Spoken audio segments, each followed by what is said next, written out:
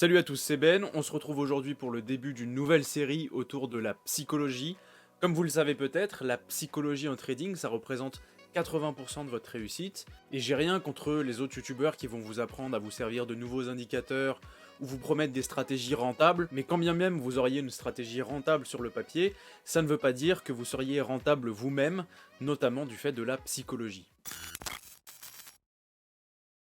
Je vais donc commencer cette série en vous faisant un résumé chapitre par chapitre du livre The Daily Trading Coach par le docteur Steenbarger. Ce livre est souvent recommandé comme étant l'un des meilleurs s'agissant de trading, et le docteur Steenbarger est connu pour être le psychologue des traders. Dans son premier chapitre, l'auteur nous parle du changement et comment l'aborder pour devenir rentable, puisque comme vous en doutez, pour passer de trader non rentable à trader rentable du point de vue psychologique, il faut changer.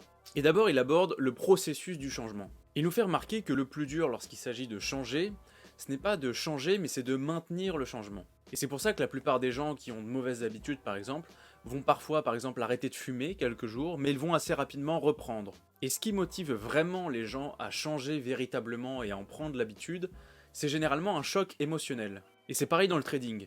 C'est généralement lorsqu'on a eu une énorme perte qu'on se dit bon là ça n'est plus possible, il faut que je change quelque chose, il faut que j'évolue. L'auteur nous recommande de se fixer un objectif précis, puis de le dire à haute voix, et de s'enregistrer et se filmer lorsqu'on le fait. Alors ça peut paraître surprenant, mais c'est une bonne façon pour que cela se marque dans notre esprit, et qu'il n'y ait donc pas besoin d'un choc émotionnel qui sera généralement plutôt négatif. Il suggère aussi de faire de la visualisation avant la séance, c'est-à-dire de se voir réaliser cet objectif, puisqu'il a été prouvé que lorsqu'on se projette en train de faire quelque chose, on a plus de chances de réussir à le faire une fois qu'on y est confronté. Une autre façon de bien ancrer le changement, c'est de rajouter un sinon. Si vous vous êtes fixé l'objectif de respecter votre money management, il faut vous dire « je vais respecter mon money management, sinon je vais me ruiner ». Et c'est généralement ce sinon qui va apporter l'aspect émotionnel à votre décision et à votre objectif. Il parle ensuite de la relation avec son coach, alors le coach c'est vous-même, et il dit qu'elle doit être saine. Car cette relation est déterminante dans votre succès. Il faut toujours avoir une démarche qui va être positive, que ce soit dans les objectifs qu'on se fixe,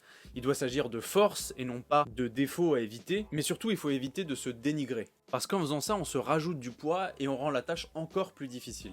Ensuite, il suggère de devenir ami avec ses faiblesses. Il recommande logiquement de toujours revoir ses trades, notamment les trades perdants, et d'essayer d'expliquer pourquoi ils sont perdants, ce qu'on peut en apprendre, et qu'est-ce qui peut être amélioré. Il ajoute que le fait de parler à haute voix d'une journée de trading difficile ou de ses faiblesses permet d'avoir une certaine prise de recul, et évite ainsi de reproduire les mêmes erreurs. Le Dr Steenbarger nous explique ensuite que pour changer, il peut être intéressant de changer son environnement. C'est d'ailleurs pour ça que généralement on part en voyage, et il note que la routine est le pire ennemi du changement.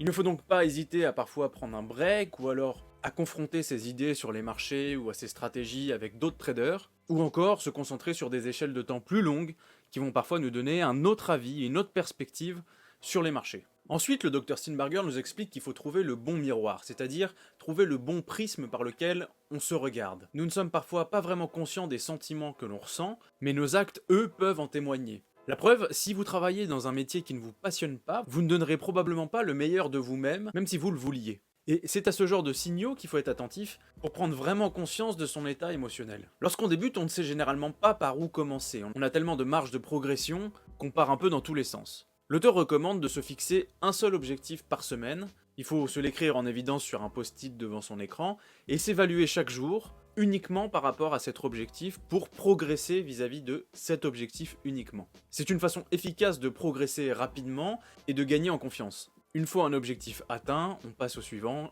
etc. Ensuite, l'auteur nous explique qu'il faut savoir changer de perspective. La plupart du temps, lorsque nous sommes anxieux, c'est parce qu'on ressent un danger. Mais souvent sur les marchés, ce danger est en fait une interprétation de notre part. C'est notamment le cas lorsqu'on réalise des pertes. Lorsqu'on commence à avoir des pertes, on va ressentir cette forme d'anxiété qu'on n'aurait pas ressentie si ces pertes ne s'étaient pas réalisées.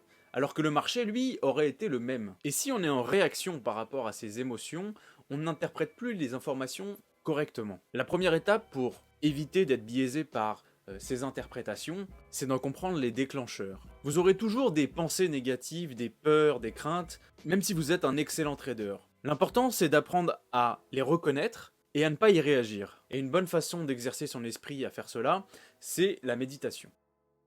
Une bonne façon de changer, c'est également de changer ce qu'il appelle ses scripts.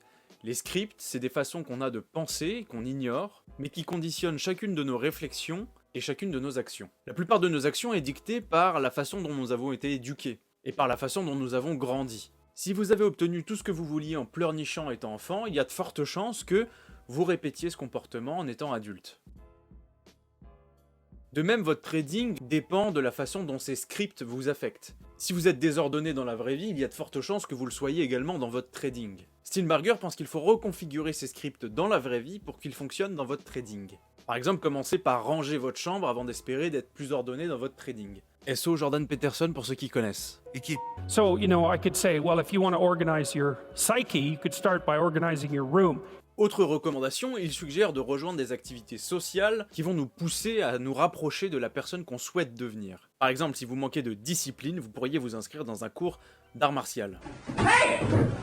L'auteur aborde ensuite une façon d'améliorer sa confiance en soi. Le trading affecte particulièrement la confiance en soi parce que même lorsqu'on fait tout parfaitement, ça ne veut pas dire que le marché va nous récompenser. Il peut nous faire enchaîner les pertes alors même que nous aurions tradé parfaitement. Ce n'est pas le cas des autres activités. Par exemple, moi, actuellement je suis en train de tourner cette vidéo, je travaille, j'avance, et cette vidéo va sortir quoi qu'il arrive. Mon travail est directement corrélé au résultat. L'auteur écrit « Vous contrôlez votre façon de trader, le marché contrôle comment vous en êtes récompensé ». En trading, la confiance ne doit pas venir du résultat, votre PNL, mais de votre capacité à rester régulier et à faire face en cas de difficulté. Il faut être capable de réduire la taille de sa position, être plus patient, bref, cela dépend de chacun de trouver un moyen de rester confiant lorsque le marché n'est pas en votre faveur. Autre point important, il recommande, lorsque vous surmontez une période difficile, d'écrire noir sur blanc comment vous avez réussi à la surmonter. De cette manière, la prochaine fois que vous êtes confronté à une situation difficile, vous saurez que vous êtes déjà passé par là et que vous en êtes très bien sorti. Vous pourrez ainsi reprendre confiance. Enfin, l'auteur nous partage 5 points pour un changement durable.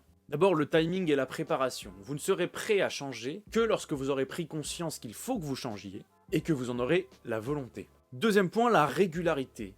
Lorsque vous êtes fixé un objectif, il faut vous concentrer sur cet objectif uniquement. Vous devez tout faire pour réussir à atteindre cet objectif. De cette manière, une fois que vous l'aurez atteint, vous créez un précédent qui va vous aider pour les prochains objectifs que vous vous fixerez. Troisième point, y aller à fond. Lorsqu'on commence à atteindre un objectif, on a tendance à se ramollir un peu et à ralentir les efforts. Mais il faut faire exactement l'inverse. C'est à ce moment-là qu'il faut redoubler d'efforts pour faire de ce nouvel objectif une nouvelle habitude. Car si on relâche, l'ancienne mauvaise habitude revient généralement à grands pas. Et donc, tous ces efforts n'auront servi à rien. Quatrième point, restez actif. Il faut que vos efforts soient quotidiens. Tous les jours, vous devez essayer d'avancer en direction de votre objectif. Cinquième point, restez positif. Le meilleur moyen de progresser, c'est de capitaliser sur les moments où vous avez été meilleur. C'est de comprendre ce qui vous a rendu meilleur et savoir comment vous pourriez le reproduire à l'avenir. Voilà, c'est tout pour ce premier chapitre. Si cette vidéo vous a plu, évidemment, pensez à la liker, ça m'encourage. Pensez toujours à vous abonner pour voir les prochaines.